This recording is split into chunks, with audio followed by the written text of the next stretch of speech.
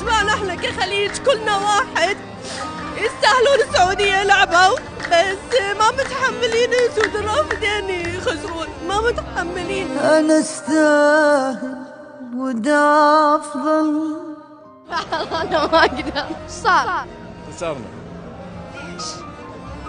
يعني هي صارت بعد، نعوضها إن شاء الله، نعوضها إن شاء الله. والحمد لله شكرا على كل حال.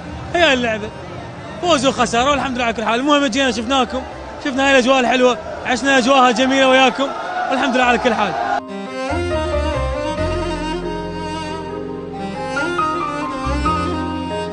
والله أنا أصلا ما أتحمل أشوف واحد يبكي قدامي، وأنا ضامة بكيتي بالقوة. الحمد لله والشكر، هي فوز وخسارة، غيرها بغيرها.